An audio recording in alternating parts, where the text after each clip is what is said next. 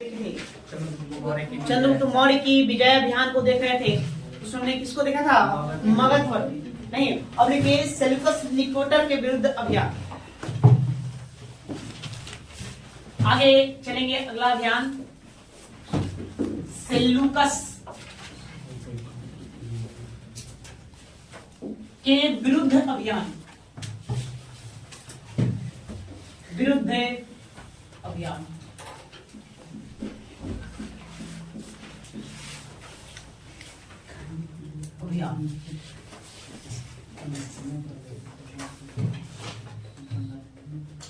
देखो हुआ। देखिए अब अगला जो अभियान होगा सेल्यूकस की। सबसे पहली बात सवाल ये उठता है कि सेल्यूकस था कौन, तो आपको थोड़ी जानकारी दे देते हैं, पढ़ेंगे बाद में आगे चल करके। सिकंदर कहाँ का था? यूनान का निवासी था। यूनान से चल करके ये भारत के अभियान पर आया था। भारत के अभियान से कहा जाता है कि 325-26 ईसा पूर्व 326-25 ईसा पूर्व में 2 तारीखें देती है, यह भारत पर आया था। भारत पर आक्रमण किया था। नहीं तो यूनान से भारत आने क्रम में उसको मध्य एशिया से होकर गुजरना पड़ा। खास करके जो अभी वर्तमान में तुर्की देश देख रहे हैं, तुर्की, ईरान, इराक, अफगानिस्तान, सीरिया, इन सब क्षेत्रों से होकर के गुजरना पड़ा, तब वो जाकर के भारत पहुंचा था। तो सभी प्रदेशों को जीतते हुए आया। सभी प्रदेश क्या करते हुए आया? जीतते हुए आया। और जीतते हुए अंततः फिर भारत पर में आया। भारत के राजा पोरस को हराया था उसने, लेकिन पोरस की वीरता से प्रसन्न होकर उसका राज वापस कर लिया।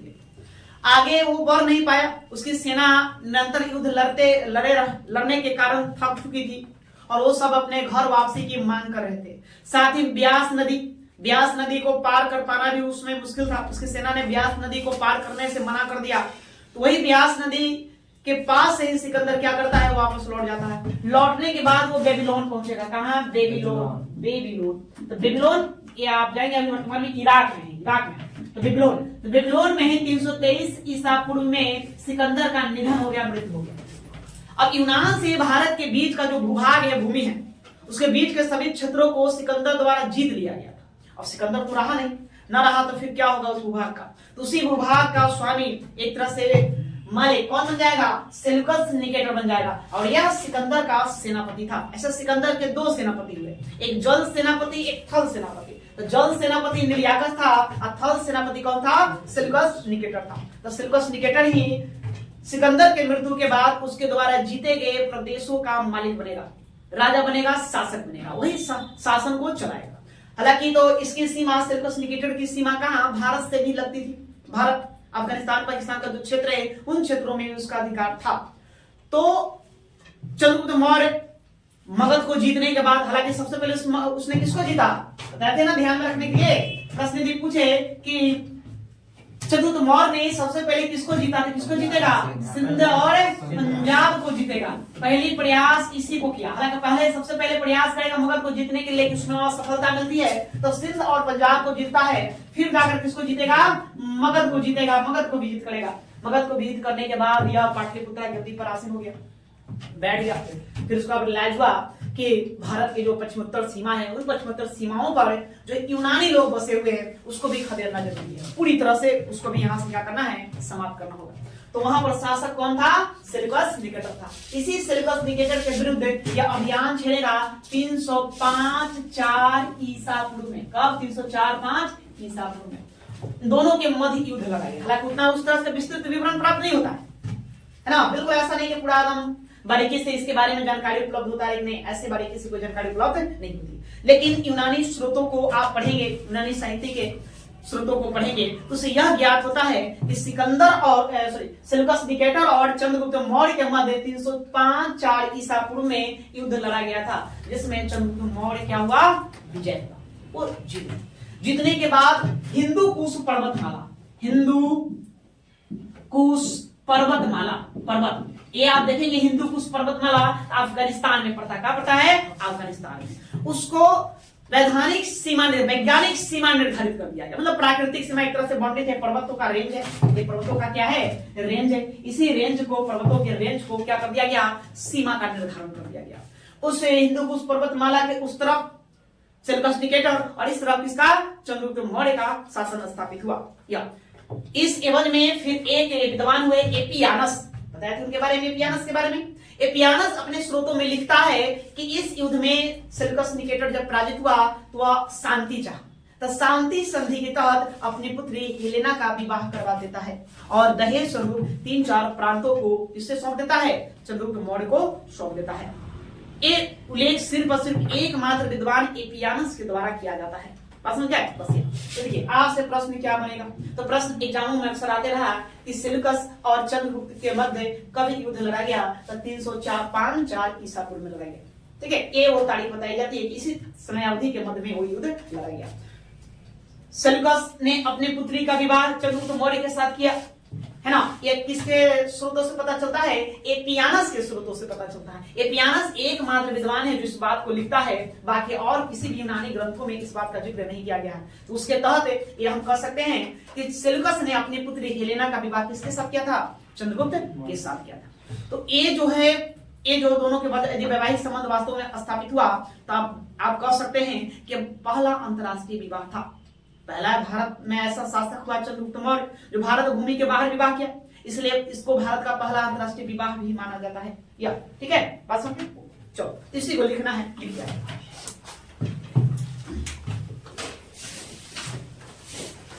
लिखेंगे सेल्यूकस निकेटर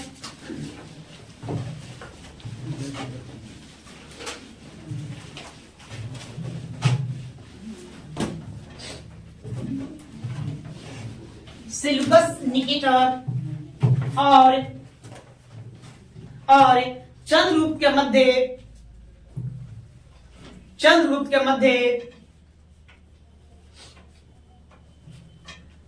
मध्य 305-4 ईसा पूर्व में, हम लोग ईसा पूर्व में तो क्या करेंगे, पीछे आएंगे ना, तो पहले 5 तब 4 लिखना है, पहले 4 तब 5 लिखेगा जी। हाँ गुड, पहले 5 तब 4, हमको पीछे आना है। तो शासक कब बना? 322, कुछ स्रोतों में 323, है ना। तो पीछे आएंगे, युद्ध कब लड़ेगा? तो 305 कहीं मिलेगा, तो कहीं कितना मिलेगा? 304 मिलता है, इसलिए 304-5 ईसा पूर्व को ध्यान रखना। क्या पीछे की ओर आएंगे, ईसा पूर्व चल रहा है इसलिए। सेल्यूकस निकेटर, हाँ 304-5 ईसा पूर्व में युद्ध हुआ जिसमें सेल्यूकस की पराजय हुई। युद्ध हुआ जिसमें सेल्यूकस की पराजय हुई।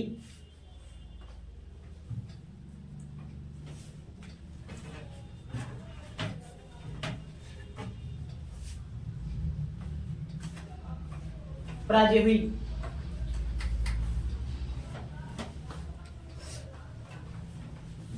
इस युद्ध के परिणाम स्वरूप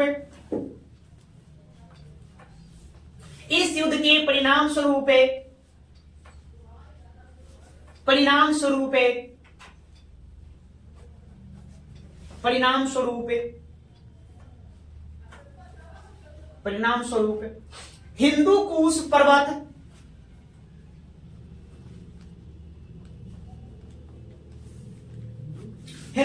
पर्वत को दोनों साम्राज्य की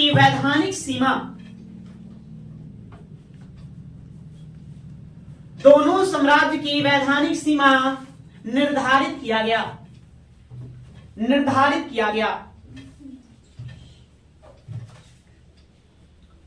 वैधानिक सीमा निर्धारित किया गया।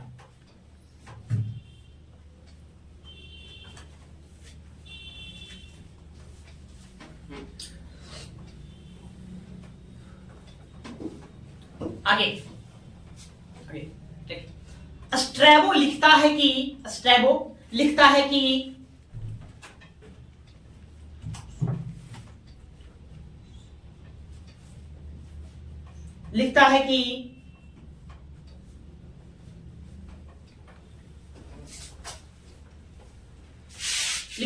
Seleucus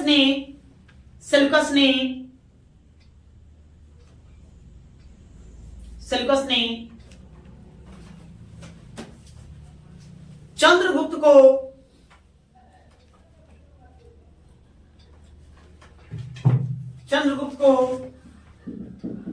Arachosia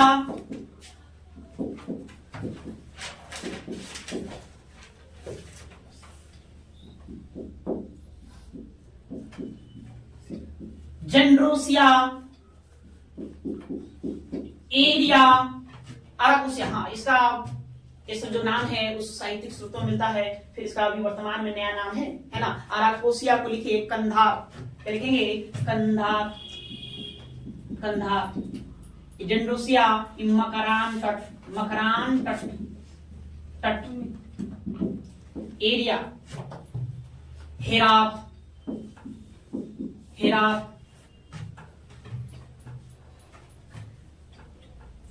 Herat. पेरोप निस्डाई, निस्डाई Kabul, Kabul.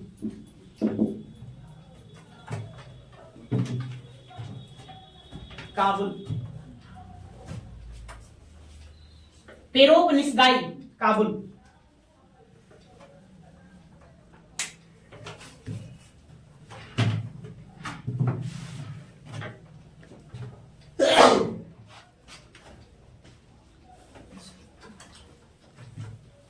Strabo लिखता है कि सेल्यूकस ने चंद्रगुप्त मौर्य को अराकोसिया, जेंड्रोसिया एरिया, पेरोपनिसदाई प्रांत, प्रांत, प्रांत शांति संधि के तहत दिया था, शांति संधि के तहत दिया था। शांति संधि के तहत दिया था। जबकि जबकि चंद्रगुप्त ने चंद्रगुप्त ने चंद्रगुप्त ने सेल्यूकस को 500 हाथी, सेल्यूकस को 500 हाथी, 500 हाथी दिया था, दिया था।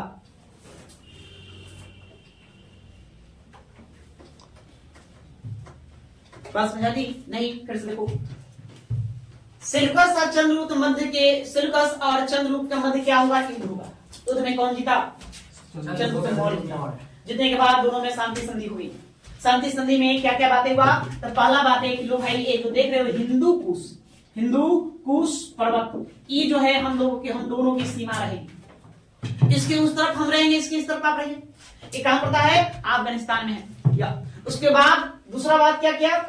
सेल्यूकस ने 4 प्रांत, अराकोसिया, जेंड्रोसिया एरिया और पेरोपनिसदाई, जो वर्तमान में पेरोपनिसदाई को काबुल कहते हैं, एरिया हेरात कहलाता है, जेंड्रोसिया मकरान तट है और अराकोसिया क्या है? कंधार है।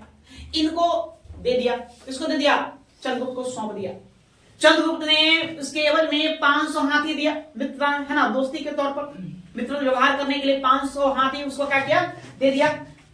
ठीक है। साथ में तीसरी बात है, और एक दार्शनिक, इसका नाम है मेगास्थनीज, मेगास्थनीज, इसको भी सेल्यूकस निकेटर क्या करेगा? चंद्रगुप्त मौर्य के दरबार में भेज देगा। जॉब है तुम वहीं पर रहना, निवास करना। इतनी सारी बातें होंगी।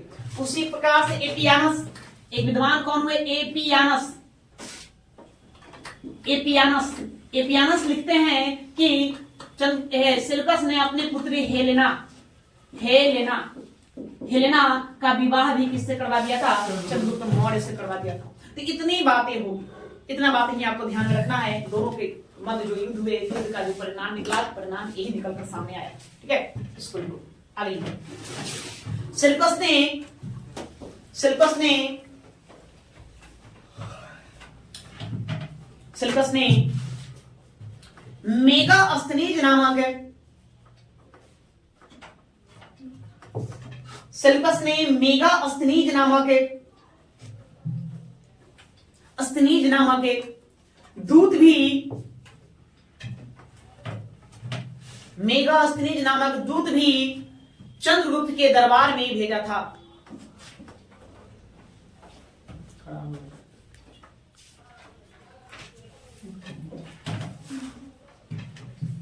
भेजा था। आगे यूनानी विद्वान एपियानस के अनुसार, यूनानी विद्वान एपियानस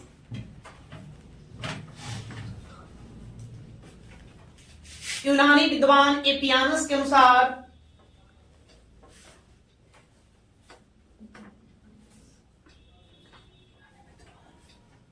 एपियानस के अनुसार सेल्कस ने अपनी पुत्री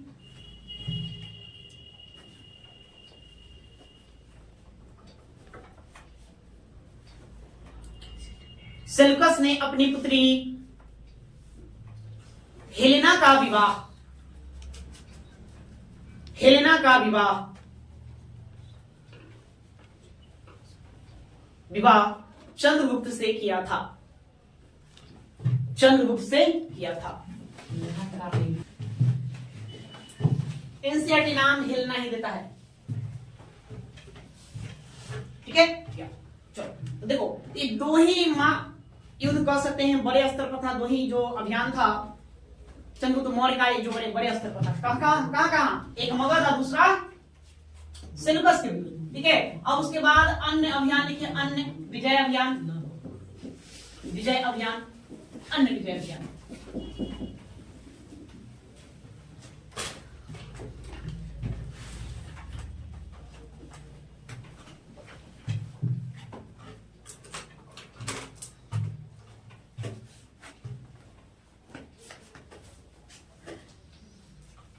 अन्य विजय अभियान,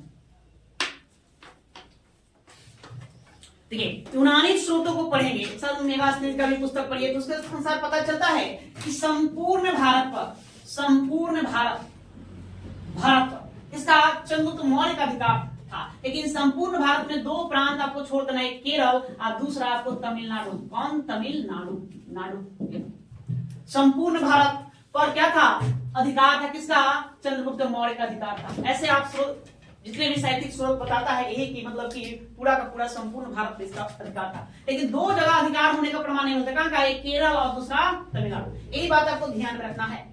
प्रश्न आता रहता अक्सर गांव में कि निम्नलिखित में किस प्रांत पर या किस राज्य में मौर्य वंश की सत्ता स्थापित नहीं थी? तो दो प्रांत कौन है? केरल है, दूसरा कौन है? तमिलनाडु। इससे पता नहीं चलता है। दक्षिण भारत की भी हम बात करें तो आप अशोक का अभिलेख पढ़िए। अभिलेख जो दक्षिण भारत में कर्नाटक राज्य तक गड़े हुए हैं, तो ये बताता है कि कर्नाटक राज्य, साथ में आंध्र प्रदेश, तेलंगाना, महाराष्ट्र, इन सभी प्रांतों पर किसका अधिकार था? तो चंद्रगुप्त मौर्य का अधिकार था। एक और पुस्तक है अदनानूर, एक मतलब कि तमिल साहित्य है। इस साहित्य में भी लिखा गया है कि दक्षिण भारत में दो राज्य को छोड़कर, केरल और तमिलनाडु को छोड़कर, पूरा का पूरा सब पर किसका अधिकार था? चंद्रगुप्त मौर्य का अधिकार था। उसके बाद फिर आप आइए पढ़ेंगे रुद्रदामन का अभिलेख जो है, जूनागढ़ अभिलेख है। इस अभिलेख से पता चलता है कि पश्चिम भारत में, कौन सा भारत? पश्चिम भारत में भी किसका? चंद्रगुप्त मौर्य का अधिकार था। पश्चिम भारत कहने का मतलब आप चल जाइए महाराष्ट्र, फिर आप कह सकते हैं गुजरात, राजस्थान, उसके बाद आप आइए मालवा, मध्य प्रदेश का क्षेत्र, मालवा मध्य प्रदेश, राजस्थान का कुछ क्षेत्र मालवा, इन सभी क्षेत्रों पर किसका अधिकार था? चंद्रगुप्त मौर्य का अधिकार था। ठीक है, मतलब चंद्रगुप्त मौर्य का जो साम्राज्य था बहुत ही बड़ा विस्तृत था। उसने जितनी बड़ी साम्राज्य को पर जीत हासिल किया, अधिकार किया है ना, पूरे भारत में कोई भी शासक ऐसा नहीं कर पाया। न मुगल, उतना जो ताकतवर मुगल था, मुगल भी नहीं कर पाया, न गुप्त शासक कर पाया, यहाँ तक कि अंग्रेज भी इतनी बड़ी संतुलन को स्थापित नहीं कर पाया जितना बड़ा संतुलन कौन? चंद्रगुप्त मौर्य स्थापित कर लिया। अब देखिए नीचे के दो राज्य छोड़ देंगे, तमिलनाडु और केरल। उसके बाद जितना भारत देख रहे हैं, संपूर्ण भारत किसके कब्जे में था? चंद्रगुप्त मौर्य के कब्जे में था। यहां तक आप चले जाएंगे अफगानिस्तान में हिंदू कुश पर्वतमाला, अफगानिस्तान के हिंदू कुश पर्वतमाला पर है ना विजय ध्वज फहराने वाला, लगाने वाला एकमात्र शासक हुआ चंद्रगुप्त मौर्य। और कोई किसी भी इतनी क्षमता नहीं कितने बड़े साम्राज्य का स्वामी बन सके। ठीक है, इन सभी का प्रमाण हमें कहां से प्राप्त होता है? तो यूनानी स्रोतों से मिलता है। यूनान के आप ग्रंथों को पढ़ेंगे, साहित्यिक स्रोतों को पढ़ेंगे, उससे पता चलता है। साथ यहाँ पे सम्राट अशोक के जो अभिलेख जहां तहां गड़े हुए हैं, उन अभिलेखों से पता चलता है। एक है दक्षिण भारत का पुस्तक है अदनानूर, ये तमिल पुस्तक है, इससे हमें पता चलता है। उसके अलावा फिर रुद्रदामन का जो अभिलेख पढ़ेंगे, उस अभिलेख में इस बात का जिक्र है कि महाराष्ट्र, गुजरात, राजस्थान, मालवा, इन प्रदेशों में किसका अधिकार था? मौर्यों का अधिकार था। उसने गुजरात के सौराष्ट्र में सुदर्शन झील का भी निर्माण करवाया। इसका भी हमें प्रमाण कहां से मिलता है? तो रुद्रदामन के अभिलेख से मिलता है। ठीक है, ये वही वो प्लूटार्क लिखता है। प्लूटार्क कौन? प्लूटार्क। पढ़ते इनके बारे में प्लूटार्क। तो प्लूटार्क लिखता है कि चंद्रगुप्त मौर्य ने 6 लाख की सेना, कितना? 6 लाख नहीं, कुछ पुस्तक में इस बात को जस्टिन के द्वारा बताया गया, जस्टिन लिखा नहीं, एनसीईआरटी किसको बताता है? प्लूटार्क को। प्लूटार्क लिखता है कि चंद्रगुप्त मौर्य ने 6 लाख का सेना तैयार किया और संपूर्ण भारत को राउंड डाला। नहीं मतलब एक राउंड पूरे भारत में क्या कर लिया? वो लगा लिया। और सभी जितने भी राजा थे उस समय के, सभी ऊपर क्या करता था? आक्रमण नहीं, पहले कहता था कि आपको मेरी अधीनता स्वीकार कर लेना। ऐसा नहीं सबको जीत कर अपने अंडर ले लिया, अधीनता मेरी स्वीकार कर लो, राजा तुम बने रहो, कोई दिक्कत नहीं है, लेकिन है ना मेरे कहे अनुसार शासन। हालांकि सर्वोपरि कौन रहेंगे? हम ही रहेंगे। अगर बाहर से कोई विदेशियों का आक्रमण होता है तो हम लोग आपस में मिलजुल कर लड़ेंगे, है ना। हम लोग आपस में सहयोग करके उससे मुकाबला करेंगे, सब लोग मिलकर मुकाबला करेंगे, लेकिन आपस में रंजिश नहीं, युद्ध नहीं करना, सबको मेरे अधीन रहना। ऐसा प्लूटार्क के द्वारा लिखा गया। संपूर्ण भारत उसने क्या किया? राउंड डाला। ठीक है, बाकी और कोई विशेष तौर पर भारत भूमि में उसके द्वारा युद्ध लड़े जाने का कोई प्रमाण नहीं मिलता है। लेकिन इतना तो तय है कि इतने बहुत बड़ा साम्राज्य उसने स्थापित कर लिया, इतना बड़ा साम्राज्य जितना कि आज तक कोई स्थापित नहीं कर पाया। नहीं, आने वाले समय में और चंद्रगुप्त मौर्य के द्वारा जो शासन प्रशासन को चलाने की जो पद्धति दी गई, प्रक्रिया दी गई, उसी प्रक्रिया को अन्य शासकों के द्वारा भी अपनाया गया। ठीक है, बाद में गुप्त आएंगे, इसी प्रक्रिया को अपनाएगा। मुगल आएगा, इसी के पद्धति को अपनाएगा। अंग्रेज भी आएगा तो अंग्रेजों के शासन चलाने की पद्धति में चंद्रगुप्त मौर्य के, है ना, का जो स्वरूप है वो साफ साफ झलकता है, साफ साफ दिखता है। और उन लोगों ने भी प्रयास किया जिस प्रकार से मौर्य वंश ना, चंद्रगुप्त मौर्य खास करके अशोक, ये दो शासक जो है मूल रूप है, खास करके वो क्या करेगा, जिस तरह से साम्राज्य पर आक्रमण, इतने बड़े साम्राज्य का स्थापना किया था कि हम भी स्थापित कर ले, लेकिन वो सफल नहीं हो पाया, कोई सफल नहीं हो पाया। समझ गए? कोई नहीं। इसलिए तो चंद्रगुप्त मौर्य को इतना महान बताया जाता है, इतना ताकतवर शक्तिशाली बताया जाता है, कितने बड़े साम्राज्य को स्थापित किया। ठीक है, देखिए प्रश्न का आपको ध्यान देखना है। प्रश्न आपसे पूछा जाएगा कि निम्नलिखित में किस प्रांत या राज्य में मौर्य वंश की सत्ता स्थापित नहीं थी? तो वहां पर कौन सा किसको याद रखोगे? 2 राज्य याद रखना है, एक केरल और एक तमिलनाडु। इन दोनों पर कभी इसने शासन स्थापित नहीं किया। अगर अब देखो प्रश्न क्या बना देगा, प्रश्न बन जाएगा कि चंद्रगुप्त मौर्य नाम देगा, कि चंद्रगुप्त मौर्य का कहां पर शासन स्थापित नहीं था या कहां पर अधिकार नहीं था, तो उसमें देखना आपको केरला, तमिलनाडु ऑप्शन में रहने मिलेगा, और अन्य 4 राज्य रहेंगे, उसी में रहेगा कलिंग। कौन रहेगा? कलिंग। तो ध्यान में रखना, ये जो कलिंग है, कलिंग पर चंद्रगुप्त मौर्य ने अधिकार नहीं जमाया। इस पर इसको जीत कौन करेगा? अशोक। बाद में अशोक आएगा तो अशोक कलिंग को जीत करके मौर्य साम्राज्य में मिला लेगा। ठीक है, मतलब दक्षिण पूरे भारत में 2 राज्य, केरला, तमिलनाडु और कलिंग, ये 3 को छोड़ देंगे तो बाकी जितना भारत का भूभाग है उस सभी पर किसका अधिकार था? चंद्रगुप्त मौर्य का अधिकार था। अशोक आएगा तो बस इतना करेगा कि उसमें एक प्रांत और जीत करके शामिल कर लेगा, किसको? कलिंग को शामिल करेगा। एक कलिंग युद्ध तो उसका हृदय परिवर्तन कर दिया, वो युद्ध की नीति को छोड़कर कहां धर्म की नीति पर चलने लगा। हम अशोक के समय देखेंगे इस बात को। ठीक है, बात क्लियर है? इसी को थोड़ा बहुत आपको लिख देना है, लिखो, पॉइंट बना के लिखिए, 1 लाइनर। चंद्रगुप्त मौर्य के विषय में, चंद्रगुप्त मौर्य के विषय में जस्टिन कहता है, जस्टिन कहता है कि चंद्रगुप्त मौर्य के विषय में जस्टिन कहता है कि संपूर्ण भारत पर संपूर्ण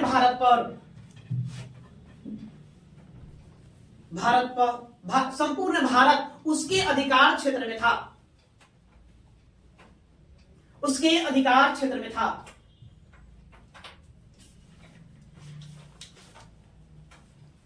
उसके अधिकार क्षेत्र में था।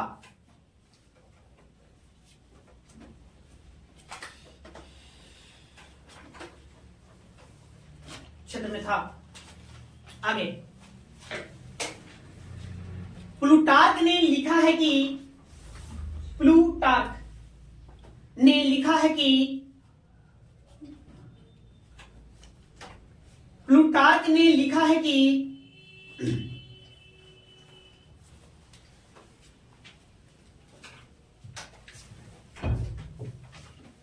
प्लूटार्क ने लिखा है कि चंद्रगुप्त ने 6 लाख की सेना लेकर,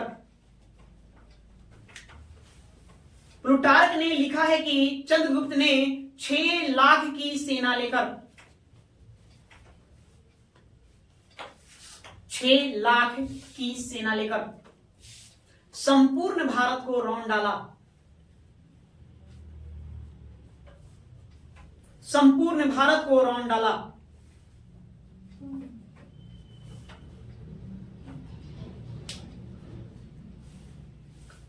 रौंद डाला और उस पर अपना अधिकार कर लिया।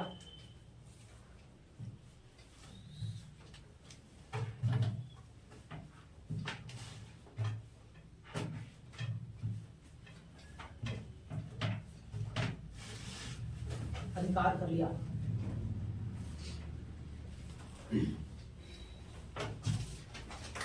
आगे, पश्चिम भारत में गुजरात, पश्चिम भारत में गुजरात, गुजरात,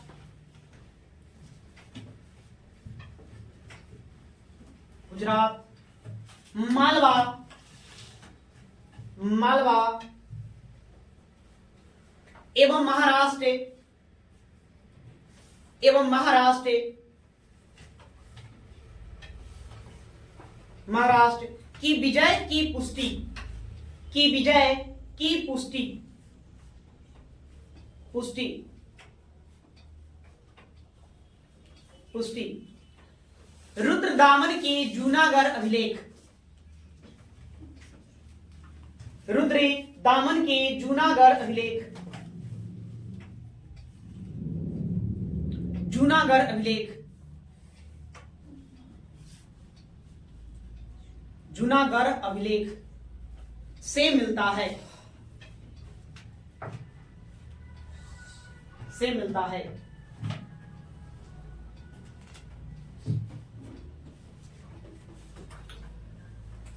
अब लिखिए, दक्षिण भारत में आंध्र प्रदेश,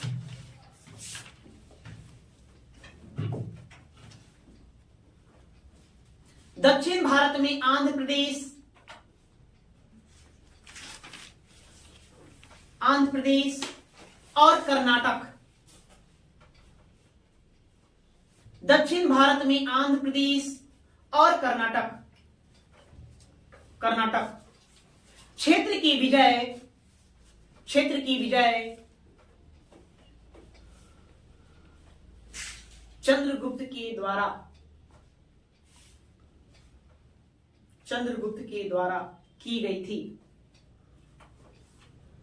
की गई थी।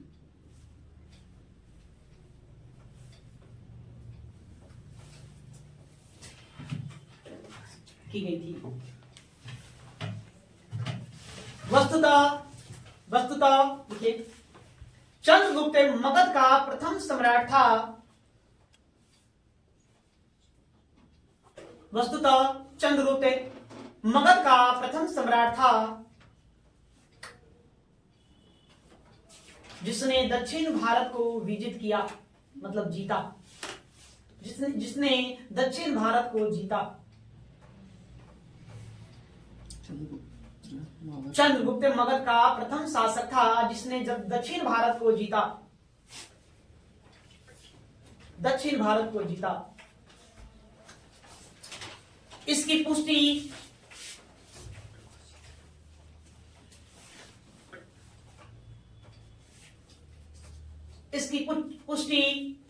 उन क्षेत्रों में, उन क्षेत्रों में, उन क्षेत्रों में अशोक के अभिलेख, अशोक के अभिलेख, अभिलेख तथा तथा अशोक के अभिलेख तथा तमिल साहित्य अदना नूर, अदना, अदना नूर से होती है।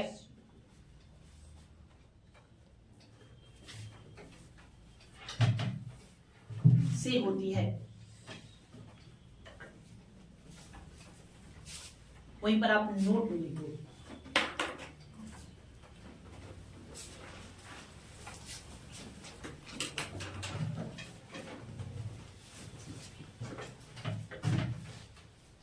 देखिए, चंद्रगुप्त के साम्राज्य में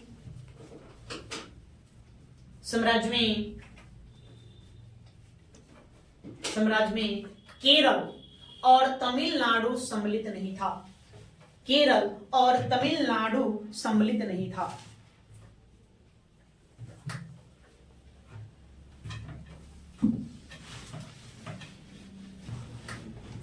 चलो अब ये भाई चंद्रगुप्त का अंत, चंद्रगुप्त का अंत। अब इसका अंत होगा, अंतिम समय आएगा, अंतिम समय। तो देखिए, आप जैन साहित्यों को पढ़ेंगे तो जैन साहित्य कहता है कि मगध पर 12 वर्षों का अकाल पड़ा। मगध पर 12 वर्षों का भयंकर अकाल पड़ा। कहां से ज्ञात होता है? जैन साहित्यों को पढ़ेंगे तो बताता है कि मगध पर 12 वर्षों का भयंकर अकाल पड़ा। तो भयंकर अकाल पड़ा तो पूरा मगध की जनता परेशान हुई। सम्राट चंद्रगुप्त मौर्य भी खुद स्वयं दुखी हो गए। उन्होंने जैन मुनियों को बुलाया, उसमें जो जैन मुनि थे उन जैन मुनियों को बुलाया, पूछे भाई अकाल का क्या कारण, इतना भयंकर अकाल, इतना त्राहिमाम। तो बताया गया कि ये सब आपके पूर्व जन्म के पापों का परिणाम है, और ये जन्म में जो आप ये जो किए हैं, मतलब युद्ध जो लड़े हैं, इतना सारा जो रक्तपात मचा है, ये सब उसी का परिणाम। तो पूछा तो इसका उपाय, मगध की जनता खुश रहे, संतुष्ट रहे, है ना, साम्राज्य हरा भरा रहे। जैन मुनियों के द्वारा बताया गया कि तो फिर आप इसके लिए क्या करेंगे, राजपाट को छोड़ दीजिए, जो भी आपका साम्राज्य उसको आप त्याग दीजिए और यहां से दूर चले जाएंगे। तो चंद्रगुप्त मौर्य क्या करता है, अपना साम्राज्य का त्याग कर देता है। क्या कर देगा? साम्राज्य का त्याग, साम्राज्य का त्याग। ठीक है। अपने पुत्र बिंदुसार, इसका पुत्र का नाम था क्या? बिंदुसार। बिंदुसार को शासक बनाया, बिंदुसार को शासक बना दिया, शासक। और स्वयं जैन जो है गुरु थे भद्रबाहु। कौन थे? भद्रबाहु, है ना। जैन मुनि थे, जैन मुनि भद्रबाहु के साथ ही चला जाएगा। कहां चला जाएगा? कर्नाटक में कहा? तो सरमन बेलगोला एक जगह का नाम है। यहीं पे एक पर्वत है, चंद्रगिरी पर्वत, यहीं पर चला जाएगा। और साथ साथ इनके साथ हजारों के तादाद में, है ना, जैन अनुयायी भी गए। जैन भिक्षु जो थे वो लोग भी साथ साथ गए। तो उन लोगों के भी अस्तित्व खतरा नजर आ रहा था। ऐसा लग रहा था कि इस तरह की स्थिति रहा तो जैन धर्म ही नहीं बचेगा। इसलिए कुछ अनुयायियों को लेकर भद्रबाहु कहां चला गया? साउथ में चला गया, दक्षिण में कर्नाटक राज्य के सरमन बेलगोला में, यही चंद्रगिरी पर्वत पर। इसी चंद्रगिरी पर्वत पर चंद्रगुप्त क्या करेगा? एक विधि होता है संलेखन विधि, लेखना विधि कहता है, संलेखन विधि। इसी विधि से मतलब इसमें क्या होगा? आपको खाना पीना तप करते हुए, स्वयं को, शरीर को कष्ट देते हुए, मतलब काया क्लेश विधि से प्राण को क्या करना? त्याग देना। इसी संलेखन विधि द्वारा 298 ईसा पूर्व में चंद्रगुप्त मौर्य ने स्वयं का त्याग कर दिया, उनके प्राणों को त्याग कर दिया, मृत्यु को प्राप्त कर लिया, मोक्ष को कहा जाता है, प्राप्त कर लिया। यहीं से चंद्रगुप्त मौर्य की जो जीवन लीला थी क्या हो जाती है? समाप्त हो जाती है। फिर उसके बाद मगध में किसका शासन चलता है? बिंदुसार। ठीक है, या इस बात को लिखिए, लिखेंगे। जैन साहित्यों से ज्ञात होता है कि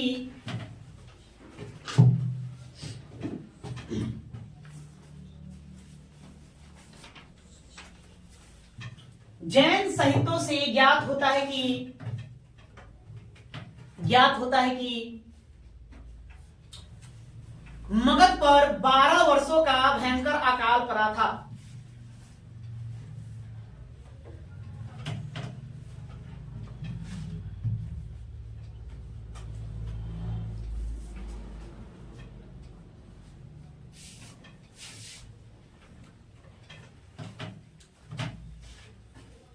जैन साहित्यों से ज्ञात होता है कि मगध पर 12 वर्षों का अकाल पड़ा था। इन परिस्थितियों में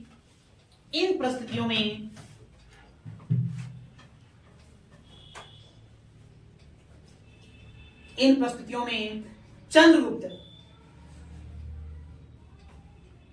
चंद्रगुप्त अपने पुत्र बिंदुसार को सत्ता सौंपकर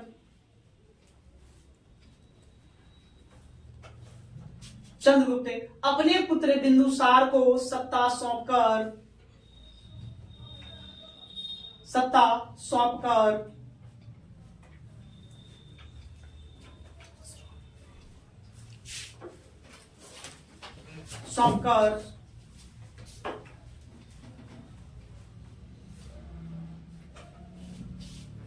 स्वयं जैन आचार्य भद्रबाहु के साथ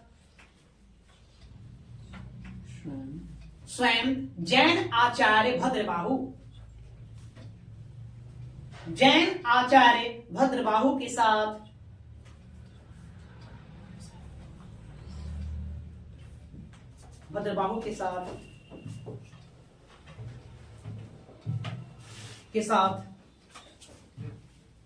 दक्षिण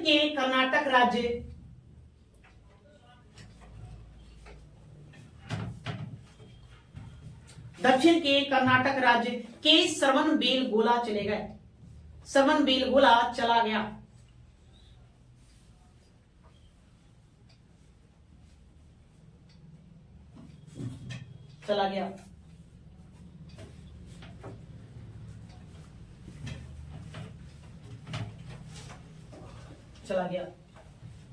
श्रवणबेलगोला में ही चंद्रगिरी पर्वत पर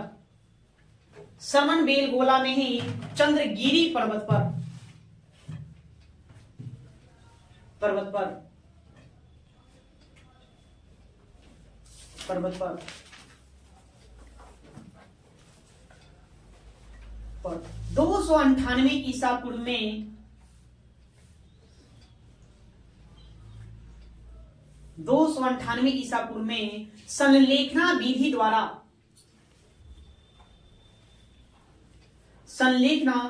द्वारा प्राण त्याग दिया।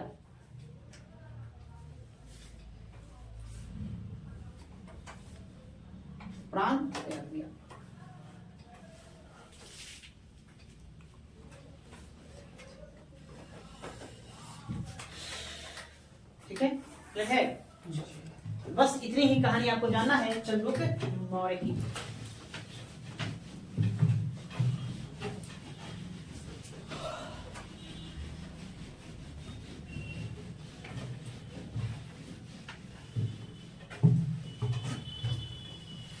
तब मगध पर कौन आ जाएगा? बिंदुसार। अब इसकी कहानी प्रारंभ होगी, बिंदुसार की कहानी प्रारंभ होगी। यह 298 ईसा पूर्व से 273 ईसा पूर्व तक रहेगा। ठीक है, ईसा पूर्व तक यह रहेगा। नहीं, बिंदुसार के पिता का क्या नाम है? पिता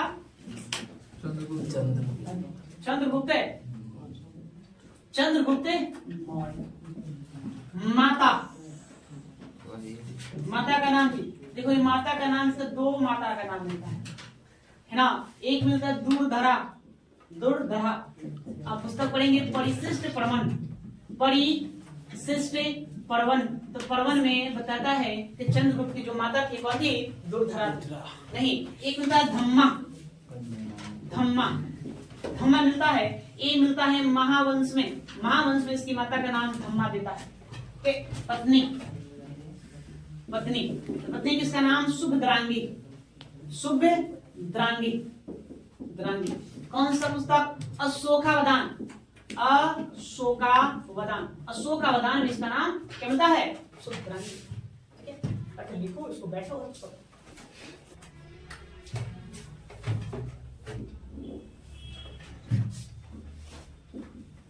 अन्य नाम, इसका एक नाम मिलेगा सिंहसेन या सिंहासेन, और एक नाम मिलेगा भद्रसार नाम मिलता है वायु पुराण में, और सिंहासेन नाम मिलेगा जैन साहित्य में इसका नाम मिलता है। इसका एक उपाधि भी रहेगा, उपाधि क्या उपाधि रहेगा? इसको अमित्र घात कहा गया। अमित्र घात।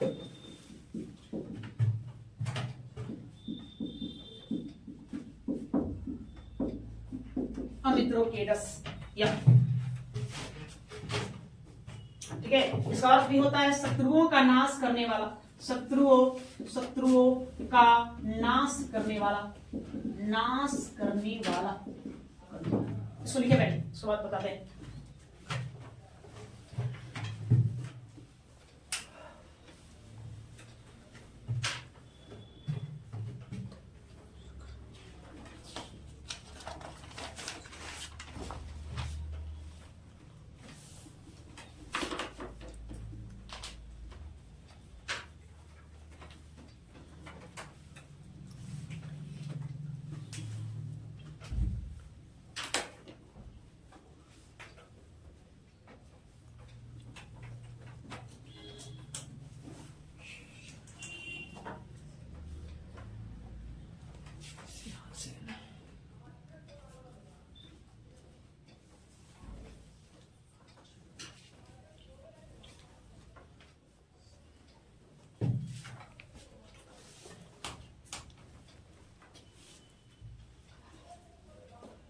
फिर सब पेन बदल बदल के लिख रहे हैं, ठीक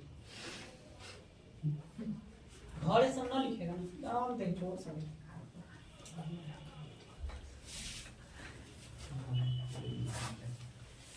इसको रफ में लिखना चाहिए, भाया ढाना पूरा ना बुकेट के। घरे जाओ फिर से उसको नोट्स करो एक बार, मैंने 2 बार नोट्स करोगे अपने आप दिमाग में बैठ जाएगा। कहा है हम करेंगे, यही तो परिणाम है, जल्दी के फेर में याद नहीं होता है, जल्दी के फेर में बिल्कुल याद नहीं होता, यही कारण है। अरे इसको एक बार तनी समय दो, पूरा बढ़िया से पढ़ो, तो समय मांगता है। फिर बाद में उल्टेगा पन्ना, उलट फिर पढ़ेगा, फिर है ना आपको दिन बुलाया फिर उल्टेगा। कोई इसको समय देना नहीं चाहता है, तो नहीं समय दोगे तो कैसे होगा, सब समय मांगता है। सब कौन काम करता है घरे पता नहीं चलता है, ही सजा कर लिख लेगा सब।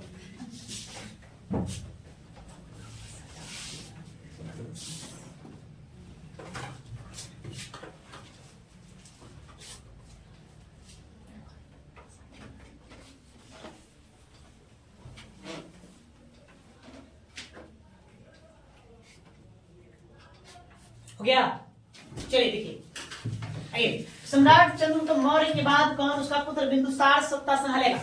नहीं, 298 से 273 ईसा पूर्व यही समय अवधि दिया जाता है। किसी समय अवधि में है ना बिंदुसार का शासन रहेगा लगभग 25 वर्षों का।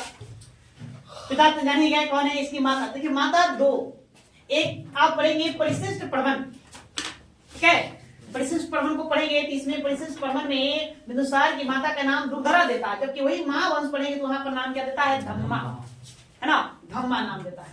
ऐसे इतिहास का ज्यादातर इतिहास में बताते हैं कि दुर्धरा ही कौन था, नहीं माता था, बिंदुसार की माता का नाम दुर्धरा ही रहा, ये बताता है।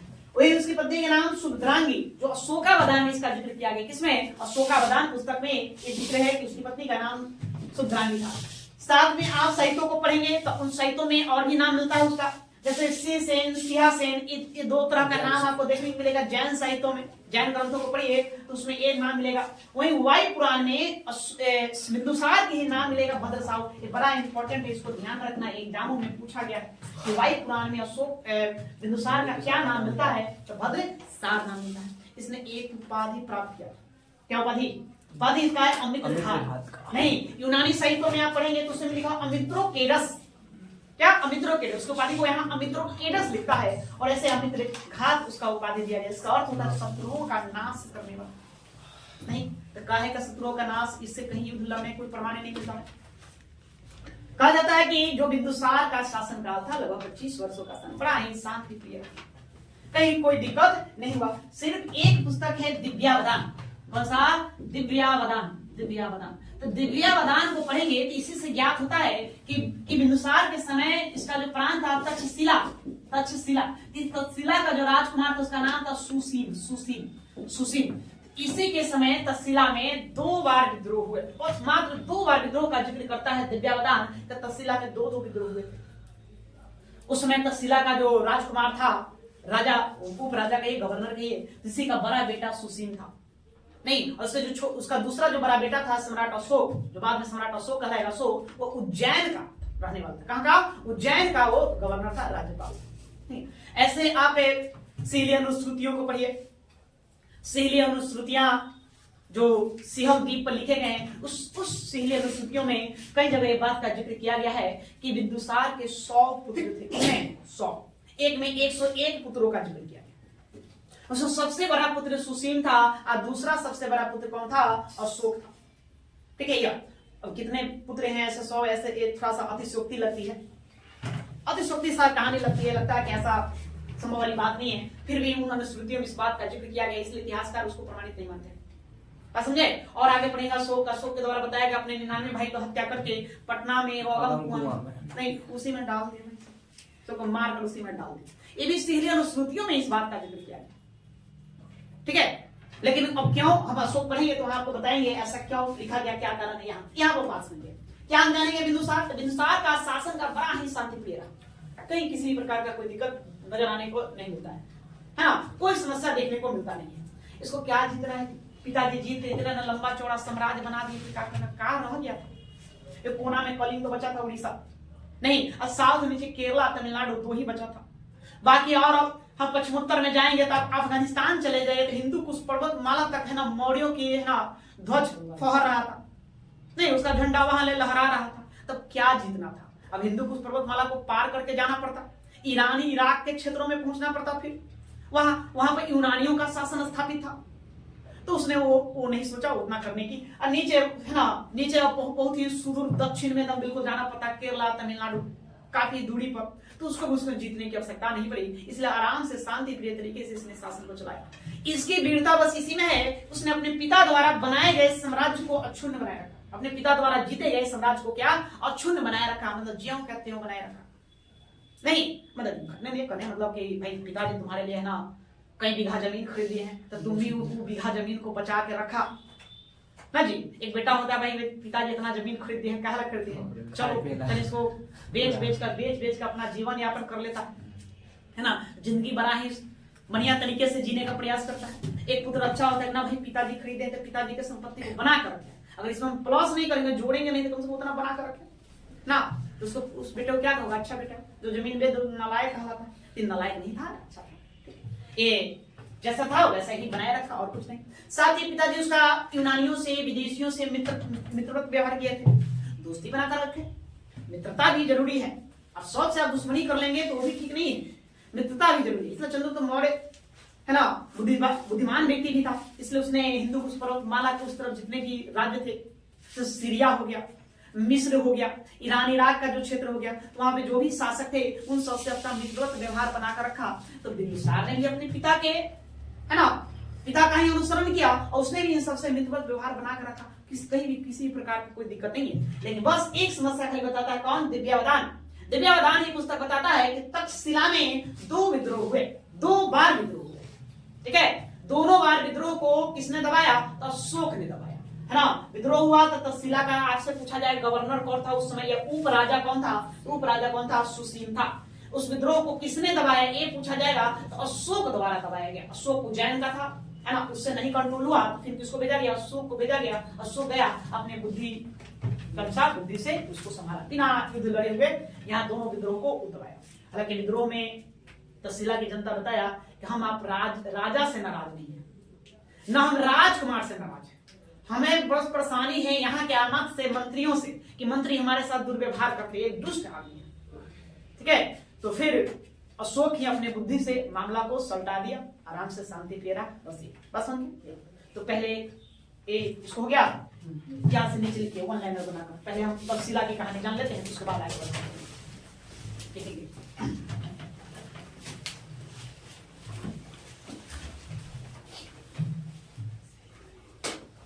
देखिए दिव्यावदान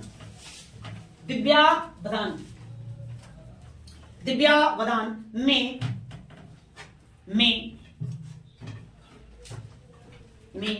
तक्षशिला में हुए 2 विद्रोह। तक्षशिला जानी रहे कहां पर है? पाकिस्तान के रावलपिंडी में मिलेगा। तक्षशिला में दिव्यावदान में तक्षशिला में हुए 2 विद्रोहों का उल्लेख है। दिव्यावदान में तक्षशिला में हुए 2 विद्रोहों का उल्लेख है।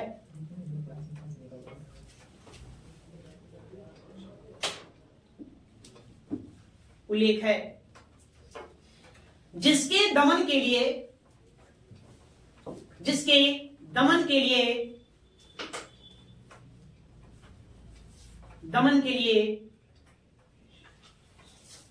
पहले सुसीम राजकुमार सुसीम लिख दो। राजकुमार सुसीम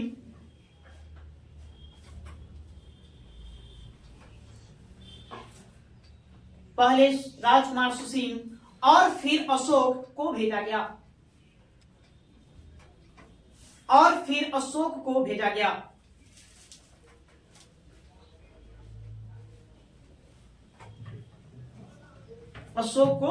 गया। उस समय तक्षशिला का गवर्नर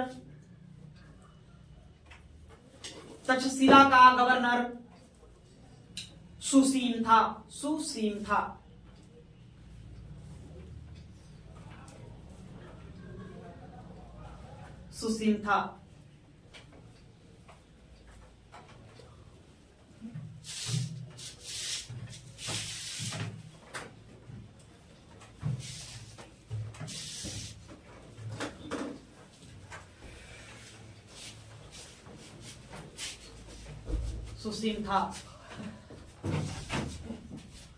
देखिए, यह विद्रोह बिंदुसार के विरुद्ध नहीं था। मतलब राजा के खिलाफ विद्रोह नहीं किया गया था।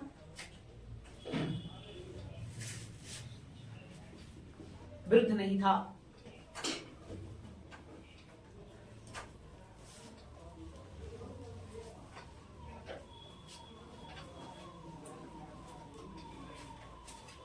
तक्षशिला के निवासियों ने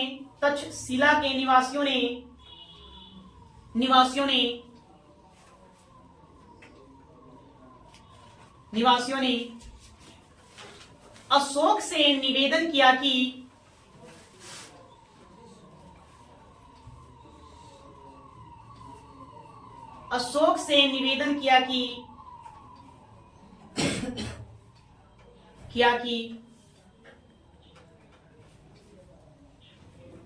ना तो हम कुमार के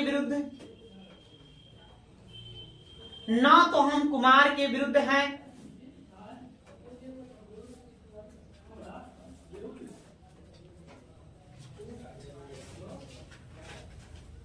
और ना बिंदुसार के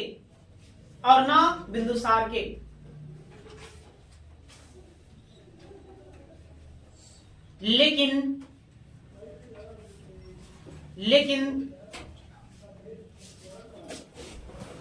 यहां का दुष्ट अमात्य मतलब मंत्री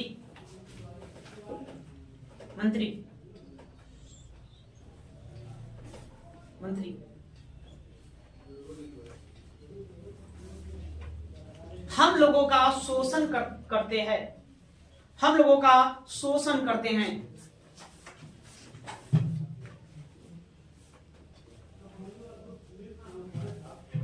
शोषण करते हैं।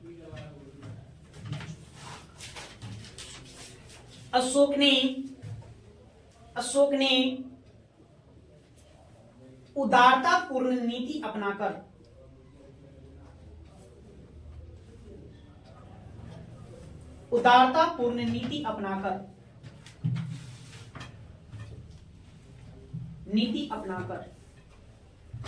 इस विद्रोह को शांत किया।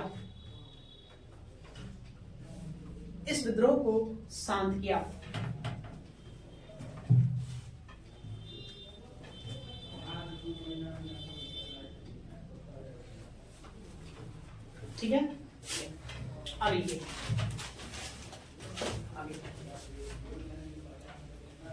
बिंदुसार ने अपने पैतृक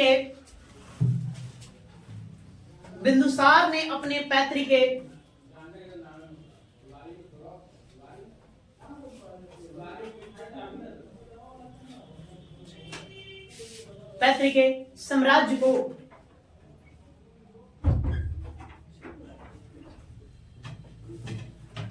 बिंदुसार ने अपने पैतृक साम्राज्य को अक्षुण्ण बनाए रखा।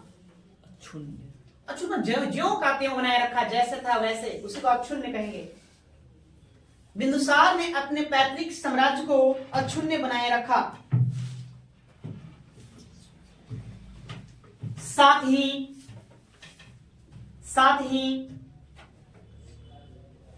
बिंदुसार द्वारा प्रतिपादित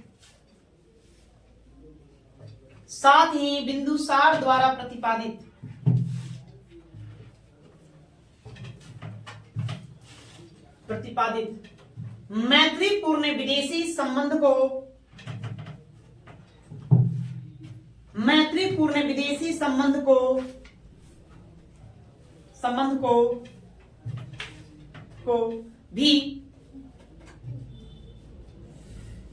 को भी अनवरत जारी रखा।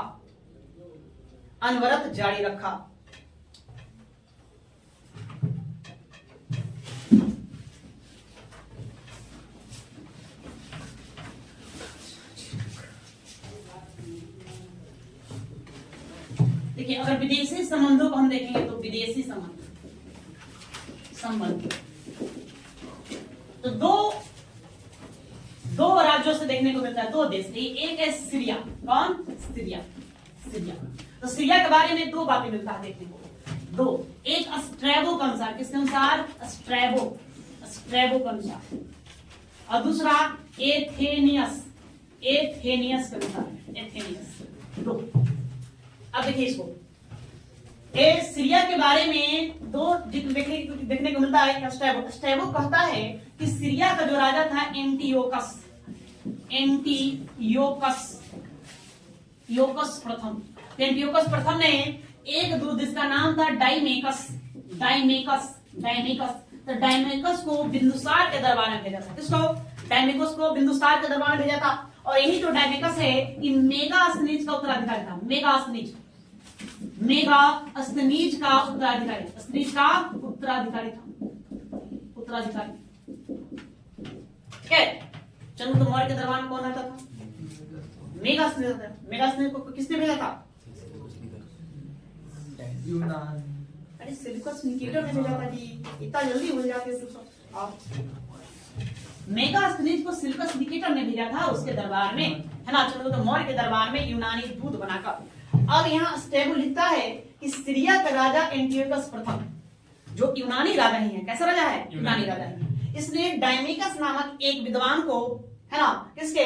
बिंदुसार के दरबार में भेजा था, जो मेगास्थनीज का उत्तराधिकारी था। ये प्रश्न आपको पूछा जाएगा कि मेगास्थनीज का उत्तराधिकारी किसे माना जाता है? किसे माना जाता है? डाइमेकस को माना जाता है। डाइमेकस को कौन भेजेगा? एंटियोकस प्रथम भेजेगा। कहां का राजा था एंटियोकस प्रथम? तो ये सीरिया का राजा था। और इस बात की पुष्टि कौन करता है? स्ट्रैबो करता है। वही एथेनियस करता है। एथेनियस कि ना, कि पत्राचार हुआ था। पत्राचार किसके मध्य पत्राचार हुआ? तो पत्राचार हुआ बिंदुसार और एंटियोकस के मध्य। वही एंटियोकस प्रथम के मध्य पत्राचार हुआ। नहीं, एथेनियस लिखता है अपने साहित्यों में कि बिंदुसार ने एक पत्र भेजा था किसके पास? एंटियोकस प्रथम के पास। इस पत्र में उसने 3 बातों की मांग की। एक मांगा मीठी शराब, मीठी मदिरा कहिए, मीठी मदिरा, सूखी अंजीर और एक सोफिस्ट या उसको आप क्या कर सकते हैं? दार्शनिक। ये 3 चीजों की मांग की। जिसमें से एंटियोकस प्रथम ने मीठी मदिरा और सूखी अंजीर भेज दिया, लेकिन दार्शनिक नहीं भेजा। बोला, पत्र में उसने भी लिखकर भेज दिया कि यूनानी कानून हमें दार्शनिकों के क्रय विक्रय पर रोक लगाता है, मतलब विक्रय करने की बातें नहीं करता है, भेजने की बातें नहीं करता है। ठीक है। तो कितनी बातें? 3 चीजों की मांग की थी। मीठी मदिरा, सूखी अंजीर और दार्शनिक। नहीं, तो उसका संबंध सीरिया से बताया जाता है। फिर से एक बार देखो, सीरिया से बताया जाता है। सीरिया से 2 बातें, एक स्ट्रैबो और एक एथेनियस लिखता है। स्ट्रैबो लिखता है एंटियोकस प्रथम जो है, एंटियोकस प्रथम ने डाइमेकस नामक एक राजदूत को किसके दरबार में भेजा था? बिंदुसार के दरबार में भेजा, जो मेगास्थनीज का उत्तराधिकारी बनेगा। वहीं पर एथेनियस लिखता है कि बिंदुसार एंटियोकस प्रथम के मध्य पत्राचार हुआ। जिसमें बिंदुसार ने एंटियोकस प्रथम से 3 चीजें की मांग की, एक मीठी मदिरा, सूखी अंजीर और दार्शनिक। तो मीठी मदिरा, सूखी अंजीर तो भेज दिया, लेकिन दार्शनिक नहीं भेजा। दार्शनिक भेजने से यह माना, ठीक है। वही हमें फिर जिक्र मिलता है किसका, मिस्र में, कि मिस्र के साथ भी उसका व्यवहार था। उसमें मिस्र का राजा था फिलाडेल्फस, डेल्फस। हाँ, इसी को आपको मिलेगा टॉलमी द्वितीय। इसको क्या कहेंगे, टॉलमी द्वितीय। इसका 2 नाम मिलता है, फिलाडेल्फस या टॉलमी ना। इस फिलाडेल्फस ने भी डायोनिसियस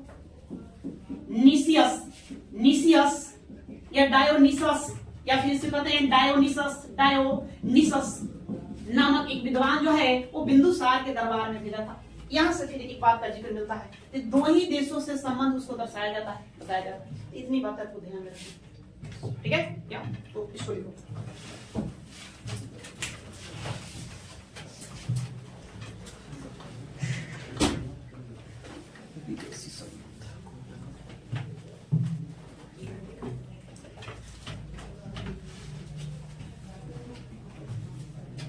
देखिए, स्ट्रैबो के कथनानुसार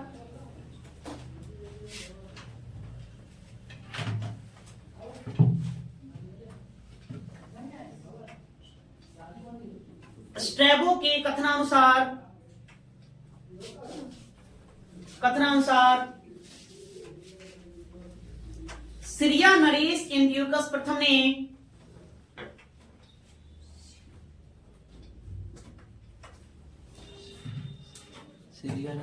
एंटियोकस प्रथम, कई बार नाम लिए एंटियोकस प्रथम जी, एक बार लिए हैं, तो फिर कहां ध्यान रख रहे हो। एंटियोकस प्रथम ने डायमेकस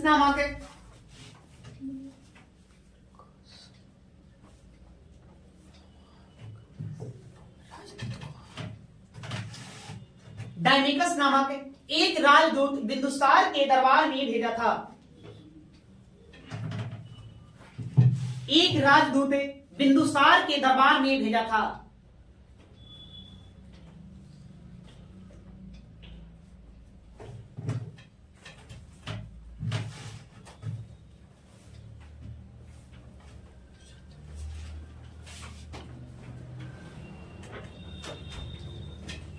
दरबार में भेजा था, जो मेगास्थनीज का उत्तराधिकारी माना जाता है, जो मेगास्थनीज का उत्तराधिकारी।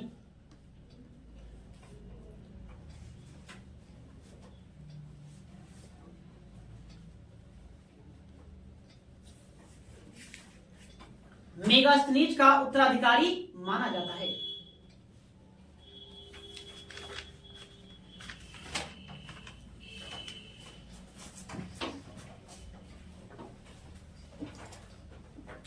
आगे एक अन्य यूनानी लेखक एथेनियस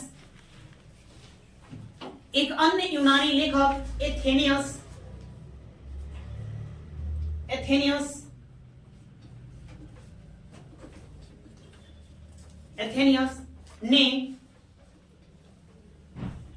आप सब नाम सब टेढ़ा टेढ़ा लग रहा है, सबका अजीब लग रहा है, क्या क्या नाम है। नहीं, मेथ के न मोहन सोहन रोहन है ना, राम सीता, यही सब नाम लेने की आदत है। ये सब तभी, ये सब नाम से मुलाकात होगा। अभी क्या, अभी और अंदर जाने तो धीरे धीरे और मिलेगा पेचीदाना। तो घबराओ नहीं, उसको बार बार पढ़ोगे, लिखोगे तो याद हो जाएगा। इसलिए कहते हैं कि एक बार यहाँ लिखो, एक बार घर जाओ तो लिखो।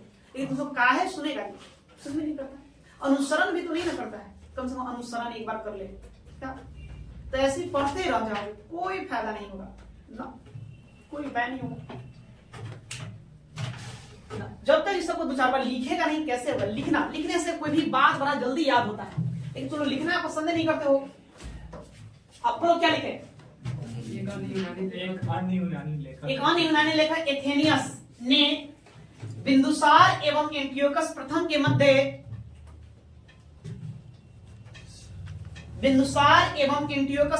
मध्य पत्राचार का उल्लेख किया है। पत्राचार का उल्लेख किया है।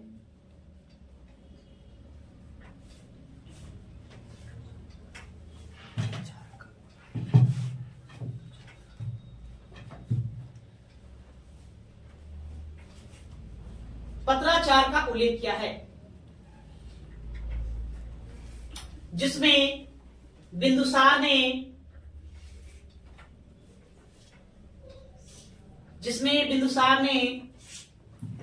सीरिया नरेश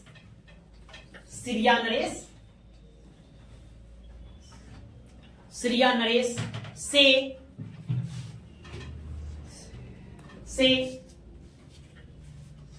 3 चीजें या 3 वस्तुएं,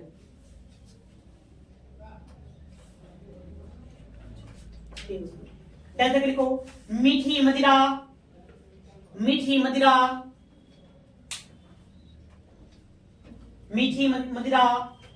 दूसरा सूखी अंजीर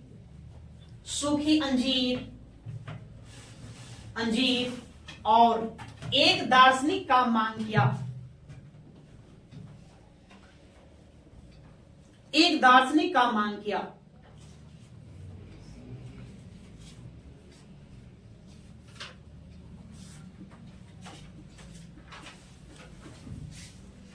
किया, परंतु सीरिया नरेश ने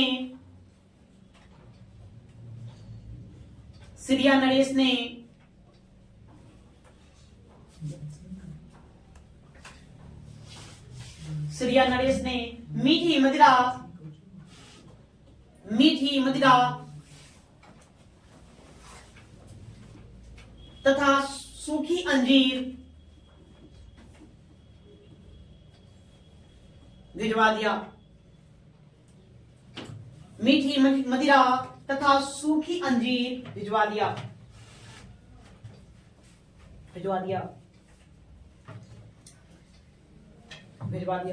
परंतु दार्शनिक के विषय में कहा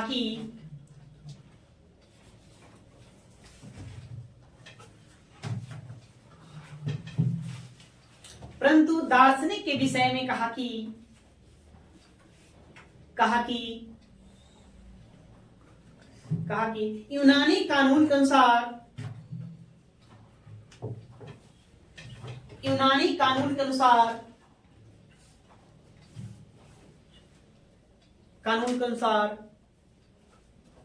दार्शनिक का विक्रय वर्जित है, मतलब मना है, वर्जित है।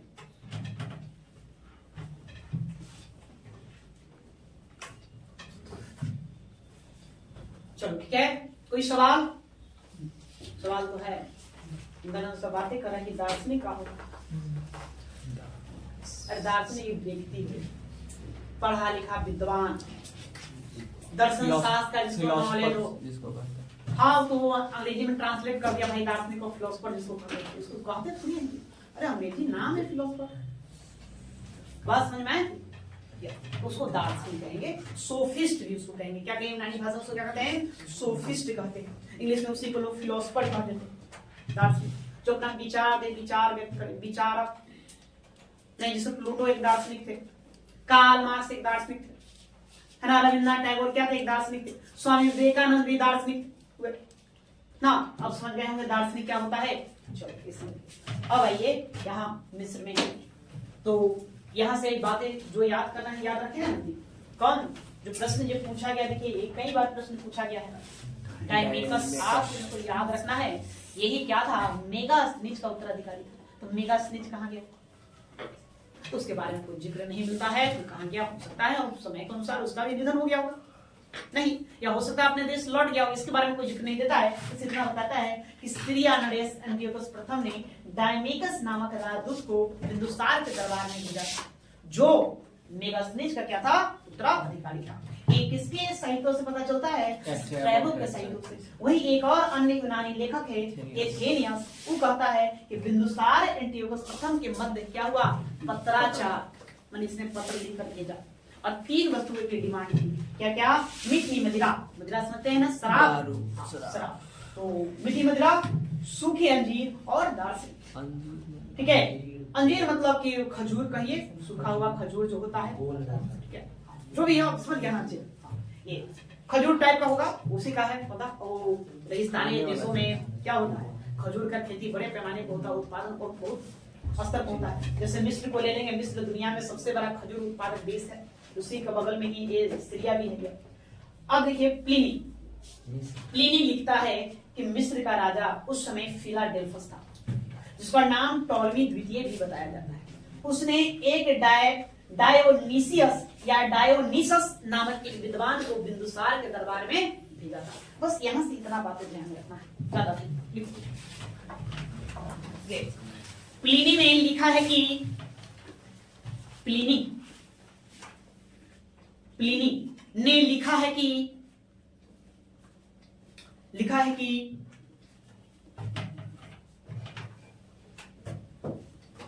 मिस्र के शासक या राजा फिलाडेल्फस, मिस्र के शासक फिलाडेल्फस, पोस्ट में लिखिए टॉलमी द्वितीय, फिलाडेल्फस पोस्ट में लिखेंगे टॉलमी द्वितीय।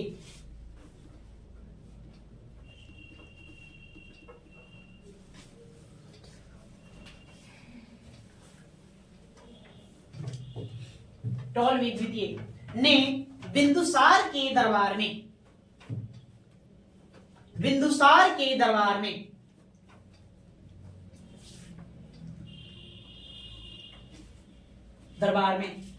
डायोनिसियस या उसी के नाम क्या देंगे, डायोनिसियस या डायोनिसस नामक एक दूत भेजा था।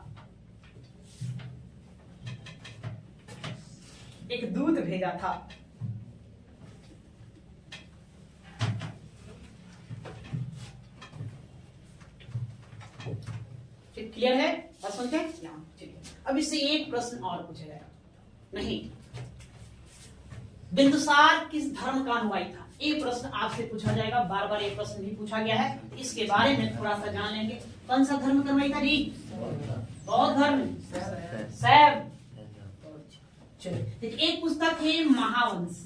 कौन सा पुस्तक? महावंश। ये बताता है कि बिंदुसार ब्राह्मण धर्म का अनुयायी था। ब्राह्मण धर्म का अनुयायी था। ठीक है, इस पुस्तक को आप छोड़ दीजिए, बाकी जितने भी साहित्य मिलेंगे, जितने भी प्रकार का साहित्य उसको पढ़ेंगे, है ना, तो उसमें बताता है कि यह आजीवक संप्रदाय का था।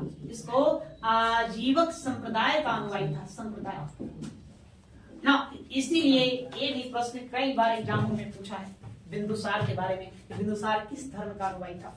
तो कौन सा धर्म आपको मारना है? आजीवक संप्रदाय को मारिए, इस धर्म को मानता था। एकमात्र किताब महावंश बताता है तो कौन सा? वो ब्राह्मण धर्म को मानता था। बौद्ध जैन का कहीं कोई उल्लेख नहीं। इसके पिता चंद्रगुप्त मौर्य जैन धर्म को मानता था। तब तो जैन आचार्य भद्रबाहु के साथ दक्षिण भारत में गए। बस समझ गए? भूल जाएंगे तो क्या, किस पर ध्यान देंगे? दक्षिण भारत किसका साथ गया था? जैन आचार्य भद्रबाहु। नहीं, वो जैन धर्म को मानता था, लेकिन उसका पुत्र जो है महावंश के अनुसार ब्राह्मण धर्म को, बाकी जितने भी साहित्य सब के अनुसार किसमें? आजीवक संप्रदाय को मानता था। ठीक है, तो बस एक लास्ट लाइन लिख लो, इसको समाप्त करो। देखिए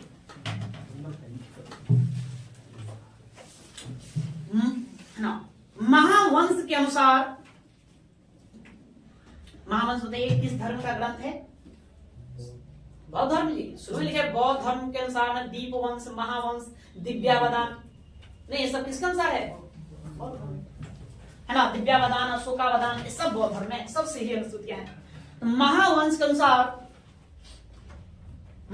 अनुसार बिंदुसार ब्राह्मण धर्म का अनुयायी था। ब्राह्मण धर्म का अनुयायी था।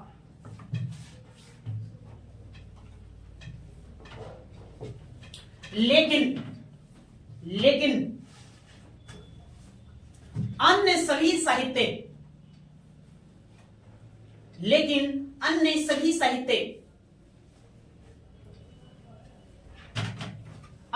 साहित्य बिंदुसार को आजीवक संप्रदाय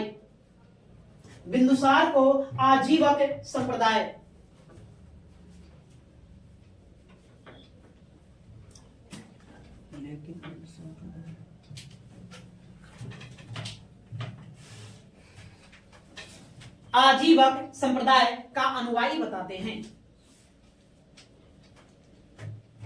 आजीवक संप्रदाय का अनुयायी बताते हैं।